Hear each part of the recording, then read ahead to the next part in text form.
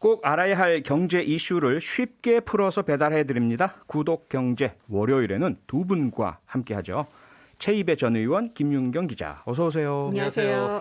네, 가상화폐 얘기가 너무 뜨겁네요. 지금 그렇죠. 지난주에 쭉 말씀을 드렸는데 두 분과 함께 네. 워낙 논란이 좀 많아서 먼저요. 최근 은성수 금융위원장 발언이 가상화폐 투자자들의 분노와 네. 반발을 사고 있잖아요. 그에 대한 대응으로 은성수 코인이 네. 제작돼서 판매됐다면서요? 예. 일종의 면박죽이나 불만의 표시라고 볼 수 있을 것 같은데요. 네. 그러니까 한 블록체인 매체 블록미디어라는 곳이 있는데 예. 은성수 금융위원장이 했던 주요 발언들을 담은 기사 3건을 예. NFT라고 대체 불가능 자산으로 해서 아. 코인으로 만들었습니다. 이게 도저히 이거는 없앨 수도 없고 훼손시킬 수도 없는 그렇죠. 영구 보존되는 걸로 만들었다 이 말씀이네요. 네, 블록체인 기술에 기반한 네. 디지털 자산이라고 보시면 되는데요. 어허. 은성수 금융위원장 주요 발언은 일단 가상화폐는 내재 가치가 없다. 그리고 특정 금융정보법, 특근법 시행 후에 거래소가 전부 폐쇄될 수도 있다. 그리고 가상자산에 투자한 이들까지 정부에서 다 보호할 수는 없다. 하루 20%씩 오르고 내리는 자산에 함부로 뛰어드는 게 올바른 길이라고 보지 않고 과로하고 젊은이들이 잘못된 길로 가면은 어른들이 얘기해 줘야 된다. 이런 발언을 했어요. 그래서 약간 꼰대 발언이다 이런 얘기도 그러게요. 들었는데 어쨌든 이 코인이 거래가 됐답니다. 거래가 됐대요? 예. 네. 누가 구매를 했답니까? 그러니까 아이디를 EDBEF9 이를 쓰는 아이디를 쓰는 유저에게 네. 270만 원쯤에 팔렸다고 합니다. 아, 실명 공개가 안 됐군요. 네. 예. 자. 이게 이제 암호화폐 거래하는 그런 또 그 사이트인데요. 네. 예. 여기는 이제 암호화폐 거래소는 아니고 그 NFT 마켓플레이스라는 오픈시라는 곳에서 네. 이 말씀하신 그 화면을 예. 하나 이제 그 디지털 화면이죠. 네. 거기에 암호화폐 그 암호화된 일종의 그 코드를 하나 딱 심어서 어허. 이건 누구도 이제 그 고칠 수 없는 그런 네. 것으로 이제 만들어서 거래를 한 건데 그게 1 이더리움. 1 그래서- 이더리움. 예, 그래서 이제 가격이 대충 270만 원 이제 안팎에 랩 이더리움이에요. 넷? 아, 예, 그래요? 랩 한다, 랩 예. 싼다 할 때 그 랩을 예. 붙여야지 랩? 돼서 아, 조금 네. 가격이 다르더라고요. 그래서 예. 이제 그렇게 거래됐다고 하네요. 예, 하여튼 참. 아니, 지금 그 김인곤 기자께서 쭉 말씀을 주셨지만 마지막에 있는 예. 젊은이들이 잘 모르고 어른 젊은이들은 이 괄호 표현. 안에 있습니다. 젊은이라는 표현은 안 했는데요. 아무튼 잘못된 길로 가면 어른들이 이야기를 해줘야 한다라고 네. 했어요. 어른들이. 예. 어른들이 사실을 얘기해 줘야 된다. 예, 이렇게 그러니까 그 얘기했죠. 말을 딱 듣는 순간 투자하는 사람들의 애 취급받는다는 느낌이 딱. 그렇죠. 예. 근데 실제로 네. 애취급도 받을 수밖에 없는 게 2030들이 투자를 많이 해요. 어허. 예, 그래서 2030들이 투자를 많이 하고 요즘에 이제 그런 데 관심이 많은데 예. 그러니까 이번에 은성수 위원장 발언 때문에 비트코인이 엄청나게 내렸거든요. 네. 8천만 원까지 가다가 지금 5천만 원대에 거래가 되고 있거든요. 아, 그래요? 그러니까 투자한 사람들은 미울 수밖에 없는 그런 어허. 발언이었는데 네. 그래서 청와대 청원까지도 올라왔어요. 음흠. 그래서 그 애들의 반발이 큽니다. 4050 선배들은 부동산 상승할 때 자산을 불리기라도 했는데 네. 지금 아무것도 없는데 규제만 쏟아내고 또 왜 보호해주지 않느냐 이런 불만들을 토로를 하고 있습니다. 네. 규제를 할 거면 보호도 해줘야 된다 이 말씀이잖아요. 세금은 가져간다고 하면서 보호는 안 보호는 하겠다라고 못한다 얘기하는 하니까. 것이 좀 이율배반적이다라고 얘기하고 있는 거죠. 예. 최 의원님은 어떠세요? 뭐랄까요? 지난주에도 위험성은 두 분 짚어주셨잖아요. 그렇죠. 위험성을 짚고 경고하고 하는 것과 뭔가 뭐랄까요? 이렇게 훈계하고 가르친다 그럴까? 감정적 정서적인 게 들어간다든지 옳고 그름을 좀 이렇게 이 말씀 중에서 이렇게 분별하실 수가 있으실까요? 그렇죠. 그러니까 이제 일단 이거는 자본시장법상의 유가증권이 아니다. 네. 나는 그러니까 금융상품 아니다라는 것을 명확히 짚어줬어요. 그러니까 이거는 지금 우리가 특정 금융거래정보법에 따라서 예. 가상 자산이라는 표현을 씁니다. 그래서 이제 가상 자산. 법률적으로는 자산으로 인정을 했고요. 예. 법원에서도 이제 법률 그 자산성을 인정을 했고 그래서 최근에 뉴스 많이 나온 게 이제 그 체납한 세금을 안 낸 분들에게 그 암호화폐 보유한 것을 확인해서 압류했더니 맞아요. 이 사람들이 이제 세금을 냈다. 그러니까 국가도 이거를 자산으로 보고 압류 대상으로 보고 있어요. 그러니까 네. 이제 자산은 인정을 하는 건데 네. 근데 금융 상품은 아니다. 그러니까 금융 상품이라고 하면 쉽게 우리 주식이나 채권처럼 뭔가 실체가 있는 기업에서 또는 정부에서 발행을 했고 그것이 뭔가 내재 가치가 있어야 된다라는 예. 것인데 이제 이거는 그런 것은 없는 것 같다. 그래서 이 부분에 대해서 이제 계속 의견이 갈리는데요. 2018년에 처음 이 암호화폐 이제 열풍이 불었을 때도 예. 그때 당시에 박상기 법무부 장관이 네. 돌덩어리 취급을 하면서 예, 예. 이것은 투기 거래다, 그리고 사기다, 그리고 거래를 막으려고 법을 지금 준비하겠다 이런 얘기를 했었거든요. 근데 맞아요. 그랬죠. 그러고 3년이 지났는데 이 정부의 인식이 너무 안 바뀐 거예요. 아하. 그러니까 국회에선 법을 만들고 법원에서는 자산성을 인정했는데 네. 막상 금융 당국에서는 이 부분에 대해서 금융 자산은 아니지만 네. 그래도 이게 지금 많은 사람들이 투자하는 대상이 됐고 이 투자에 대해서 이제 과세까지 하기로 했는데 네. 그러면 당연히 여기에 뭔가 뭐 불법적인 내용이 많이 들어간 거나 아니면은 누구를 속이는 사기가 있다거나 하면 그런 분들은 어떻게든지 법의 테두리에 해서 보호를 해줘야 되는데 보호할 의무가 그 국가가 피해자들은? 없다라는 네. 식으로 얘기를 해버리니까 금융 상품이 되는 순간 자본시장법에 따라서 보호를 받게 되거든요. 예. 예. 근데 이번에 이제 과세 대상으로 삼으면서는 금융 자산이 아니라 기타 자산으로 인한 소득으로 해가지고 잡아가지고 과세를 하기로 했거든요. 내년부터. 네. 그러니까 보호할 뜻은 없고 아하. 과세할 뜻만 있는 거냐 여기에 불만이 굉장히 많아요. 그게 이제 불만이 커진 거죠. 지금 그런 취지로 바로 글을 주신 분이 계세요. 민의로 윤현식님께서요. 암호화폐는 자산으로 보호도 인정도 안 해주면서 왜 세금은 매기나요? 이렇게 주셨거든요. 그러니까 자산으로 자산으로는 인정하고 인정하는 있습니다. 거죠. 네. 자산은 자산인데 금융 자산이 아닌 거죠. 아니다라는 기타 자산. 예, 금융 투자 상품이 아니다. 하하. 그러니까 이게 조금 저도 이게 구독 경제를 매주 하면서 전문가들 말씀을 듣고 하지만 역시 정확하게 도대체 이 가상화폐라는 게 뭔가 그러니까 잘 안 잡혀요. 예. 3년 전에도 그때 당시에도 똑같은 논조였는데요. 네. 블록체인 기술은 진흥시킬 건데 예. 암호화폐 거래는 아무튼 막겠다라는 취지로 계속 입장을 밝혀왔고 예. 지금도 똑같아요. 금융위에서 낸 자료를 보면 블록체인 기술은 우리 정부가 되게 진흥하고 기술을 키우려고 한다라는 건데요. 네. 그러니까 이게 블록체인과 암호화폐는 동전의 양면입니다. 한쪽만 있을 수 없거든요. 아하. 그러니까 블록체인 기술이 있으면 거기에 딸려 나오는 게 암호화폐고 예. 그러면은 당연히 이게 둘이 같이 가야 되기 때문에 이 블록체인 기술이 뭔가 상용화돼서 가치가 있다라는 것에 우리가 기대가 있기 때문에 이 암호화폐에 대해서도 미래 가치를 보고 우리가 투자하는 사람들이 있는 거거든요. 네. 그렇다면은 우리가 그런 관점도 봐줘야 되는데 아니 이게 블록체인은 진흥시킨다면서 이거는 암호화폐는 없애겠다 뭐 이런 식의 태도를 갖는다는 건 네. 굉장히 이제 그 일반적인 이제 지식이나 기술에 대한 이해도가 없으면서 예. 사람들의 분노를 더 자극하는 꼴이 된 거죠. 예. 지금 거래 규모만도 해도 코스피 시장보다도 훨씬 많고요. 하루 그렇다면서요. 거래량이. 네. 예, 그리고 지금 한 1,000만 명 정도가 이제 뭐 중복 참여자가 있겠지만 참여하고 있다고 하는데 네.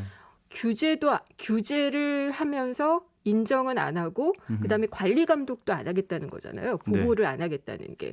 그러니까 정확한 정의도 내리지 않았고 그리고 어떤 금융 상품이 어떤 그 자산이 위험하다. 예. 그러면은 거기에 대해서 정의를 내리고 관리 감독을 해줘야 되는데 그것조차 하지 않고 있기 때문에 사실 네. 금융당국으로서는 책임을 방기하고 있는 거라고 볼 수가 있을 것 그렇죠. 같아요. 지금 뭐 같은 취지로 8389님께서요. 예. 이 정도로 많은 국민들이 거래하면 거래소를 감시해서 안전하게 두 가지 거래하기는 말입니다. 해줘야죠. 예. 오늘도 맞습니다. 보니까 뭐 빗썸의 뭐 그 매각 관련해서 예. 사기 혐의. 또 내용이 있었죠. 예, 다른 거래소도 갑자기 뭐 폐쇄한다든지 또는 뭐 탈취당해가지고 해킹당해서 없어진다든지 이런 문제들이 계속 피해가 계속 양산되고 있었잖아요. 그러니까 특검법에 따라 가지고 9월까지 이제 신고를 하고 그걸 금융정보 FIU라고 있거든요. 예. 여기에서 이제 실질적으로 검사를 좀 하게 됩니다. 근데 그거를 거친 다음에 적절치 않으면 폐쇄하겠다라는 조치만 지금 발표를 해놓고 있거든요. 네. 근데 폐쇄를 해버리면은 이 자산을 가상으로 가지고 있던 사람들의 자산을 전혀 보호받지도 못하기 때문에 그러니까요. 어떤 대책은 좀 있어야지 될 것 같아요. 네, 여기서 제가- 잠시 광고 듣고 와서 가상화폐 이야기 조금 더 이어가도록 하겠습니다.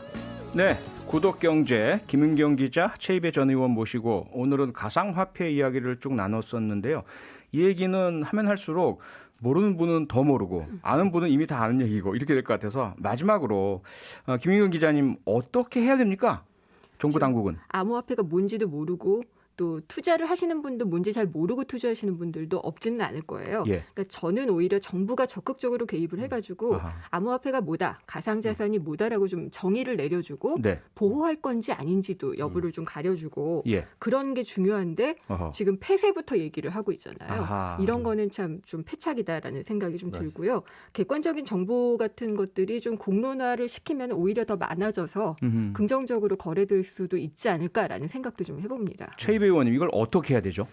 일단은 이 암호화폐 지금 거래가 돼서 돈을 가장 많이 버는 곳이 거래소예요. 아하. 그럼 이 거래소가 이렇게 돈을 벌기 때문에 뭔가 의무를 부과할 수 있습니다. 네. 그래서 특히나 가장 중요한 게 이 고객의 자산을 보호할 수 있도록 해킹 같은 게 당하지 않게 하는 그 보안 장치를 강화하는 것. 네. 그다음에 두 번째로는 이 암호화폐가 사기성 암호화폐가 아니도록 검증하는 역할을 그 거래소가 하게 해주는 거예요. 그래서 암호화폐 백서를 공개하게 하고 검증하는 의무를 주는 거죠. 그리고 이제 이런 부분들을 정부가 지금은 다 나설 수가 없기 때문에 네. 그 블록체인 협회 같은 그런 이제 자율규제 그렇죠. 단체. 자율규제 예. 단체들이 예. 있습니다. 그래서 이분들의 전문성을 최대한 좀 흡수해서 아하. 이 자율규제 할 수 있는 방안을 마련해서 정부가 같이 좀 그 민간 협업을 해야 되는 것 같습니다. 네. 그 부분을 현재 정부 부처 중에는 금융위원회에서 할 수가 있나요? 지금 금융위보다는 제가 보기에는 이제 이게 블록체인 기술 쪽에 관련되기 때문에 네. 과기정통부 쪽에서 오히려 기술의 이해가 높기 때문에 그렇죠. 금융위에서 이제 증권거래소 같은 걸 운영한 그 거래소 운영 경험이 있으니까 예. 그런 것을 좀 협조를 받으면서 아하. 과기부가 하든지 아니면은 네. 이 거래소가 지금 전자상 거래 업체로 등록돼 있기 때문에 공정위에 또 소관이거든요. 공정이. 그럼 또 그런 거는 또 공정위가 또 같이 할 수도 있다고 보고요. 그래서 이 정부에서 그 전문성이 높은 TF 조직을 하나 만들어서 제대로 좀 그 이번에 방안을 좀 마련하는 게 좋을 것 같습니다. 네. 그렇게 좀 해줬으면 하는 바람을 담아서 가상화폐 이야기는 오늘은 일단 여기까지 정리를 하고요. 또 중요한 이 경제 이슈가 삼성 유산 상속 부분이지 않습니까? 예. 네. 이건희 회장 유산 상속 내용 이번 주에 공개가 된다면서요? 네, 왜냐하면은 이건희 전 회장 유산에 대한 상속세의 신고 납부가 이달 말까지 돼야 되거든요. 30일까지. 예. 그러니까 이제 삼성 쪽에서는 27일이나 28일, 내일이나 모레가 될 텐데요. 네. 상속 내용을 공개를 하겠다라고 얘기를 하고 있습니다. 네. 지금 관심은 뭐 두 가지인데 일단 사재를 사회에 환원하겠다. 이게 조금 더 부각이 되고 있고요. 네. 근데 저는 더 방점을 둬야지 될 게 주식 상속에 따른 경영 구조의 변화. 아하. 여기에 좀 초점을 두고 봐야지 되지 않을까 싶은데 네. 여기에 대해서도 좀 삼성을 우려하는 듯한 언론의 좀 보도가 많이 있는 것 같습니다. 언론의 보도가 쭉 이렇게 일별을 해봐도 거의 유사한 톤, 예. 유사한 결론으로 가고 있는 것 같아요. 상속세 지금 걱정을 하죠. 예, 뭐 반도체가 지금 이렇게 글로벌 어떤 대전환기에 지금 패권 전쟁을 하고 있고 뭐 예. 배터리도 그렇고요. 그렇죠. 이제 그런 상황에서 이제 뭔가 삼성의 지금 지배주주가 없다. 그래서 이게 경영 의사 결정을 못 한다. 뭐 이런 이제 얘기를 하면서 그러게요. 갑자기 이재용 부회장이 사면되거나 가석방돼서 빨리 나와서 의사 결정을 해야 되고 네. 그리고 특히나 이번에 이제 거액의 상속세를 내니까 이제 약간 국민들의 동정 여론도 생기는 것 같아요. 근데 저는 이 부분에 대해서 좀 우리가 좀 엄격하게 봐야 된다는 생각을 해요. 그러니까 네. 지금 이재용 부회장이 감옥에 간 이유는 박근혜, 최순실 두 사람에게 뇌물을 줘가지고 네. 그것 때문에 국정농단 사건으로 지금 유죄 판결을 받았고요. 지금 새롭게 재판이 하나 또 시작이 돼서 가는 거는 그 삼성물산과 제일모직 합병 과정에서 제일모직의 가치를 높이기 위한 과정에서 삼성바이오로직스를 분식회계 하고 네. 삼성물산의 주가를 조작했다라는 것 때문에 지금 재판받고 있거든요. 근데 그렇죠. 이런 상황에서 지금 만일 대통령이 어떤 사면을 한다라고 하면 네. 일단은 이 국정농단 사건으로 감옥에 가 있는 뭐 박근혜, 최순실 씨, 그 다음에 그 당시에 국민연금 관리공단과 보건복지부 또 장관들이 네. 이 합병의 국민연금의 의결권을 찬성하게 만드는 것 때문에 유죄를 받았거든요. 그렇죠. 그분들마저도 다 사면을 해주거나 죄를 면하게 해줘야 되는 상황이 되는 거예요. 공범들이니까. 그거를 네. 언급을 안 하죠. 그러니까 언급을 안 하고 언론에서는 상속세도 이렇게 어마어마하니까 예. 이걸 어떤 식으로 낼까 이런 기사들을 너무 상세하게 쓰는데 그러니까요. 사실 가장 쓸데없는 걱정이 재벌이 재벌 세금 걱정. 내는 거. 상속세 예. 납부 걱정해 아니, 주는 거죠. 어떻게든 내겠죠. 그리고 연부 연납이라 그래가지고 지금 6분의 1만 내고 나머지는 5년 동안 갚는 방식으로 갈 거로 네. 예상이 되고 있거든요. 어떻게든지 할 수 있는데 오히려 경제적인 공정성을 따지기 위해서 우리가 상속세라는 거를 하잖아요. 그렇죠. 그러니까 경제적인 힘이 상속되지 않도록 맞아요. 하기 그게 위해서. 자본주의 원칙 아닙니까? 예, 근데 이거를 걱정하고 있는 언론의 그 보도 태도는 옳지 않다라는 좀 생각이 아니 들고요. 김인경 기자님도 언론에 속해 계시고 경제 유치기 계속 탈압법이긴 하지만 예. 아니 그러면 혹시 그 기자로서 솔직하게 제가 좀 예. 단도직입적으로 여쭤볼게요. 네. 이 언론들이 어떻게 보자면 정말 낯뜨거운 네, 한 가지 결론, 삼성의 홍보 대행사 같은 기사들이 쭉 나오는 이유. 세게 말씀하시는데요. 뭐 솔직히 그렇지 않습니까? 일반 일별 해봐도. 그리고 그 이면의 배후에 실제로 삼성이 어떤 뭐 영향력이 있죠. 영향이 있다. 예. 광고 등에. 그러니까 뭐 경제개혁연대나 이런 데서 한 2년 전에 발표한 걸 보니까 예. 이 삼성 같은 이제 4대 재벌이 뭐 신문, TV, 라디오, 잡지 같은 4대 매체에 하는 광고의 20% 정도를 하고 있다. 네. 집행하고 있다 그러거든요. 예. 그러니까 기자들 위에 사주 위에 삼성, 하하. 대기업 이런 얘기가 없지 않아 있고 네. 저도 그 녹을 어느 정도는 받았겠죠 간접적으로. 그래서 자백을 하시는 겁니까, 지금? 하겠지만은 네. 뭐 삼성이라는 존재가 국익과 연결이 꼭 되고 예. 우리가 경제적인 위기를 맞을 수도 있다 이런 위험론을 하는 것은 저는 적절치 않다라고 생각을 하고 예, 있습니다. 그러니까 이제 삼성은 잘 돼야 되지만 예. 죄를 지은 이재용 부회장은 죄값을 받아야만이 네. 그게 또 삼성이라는 기업이 음흠. 잘 되는 네. 윤리 경영, 합법 경영을 할 수 있는 틀이 되는 거거든요. 그래서 예. 저는 기업하고 기업가 그 개인과 법인을 좀 구분해서 국민들이 봐주셔야 된다고 생각하고요. 네. 아무튼 제가 보기에는 사면은 불가능해요. 근데 예. 계속 사면론을 이렇게 하는 언론들이 오히려 저는 이재용 부회장의 앞길을 막는 거 아닌가. 막는 거다. 네, 예, 그래서 그렇게 오히려- 결론을 내리고 네. 오늘은 여기까지 들어야 되겠습니다. 네. 구독경제 최입의 전 의원 김윤경 기자였습니다. 수고하셨습니다. 감사합니다. 평일 저녁 6시 5분에 여러분을 찾아갑니다. MBC 라디오 표창원의 뉴스 하이킥.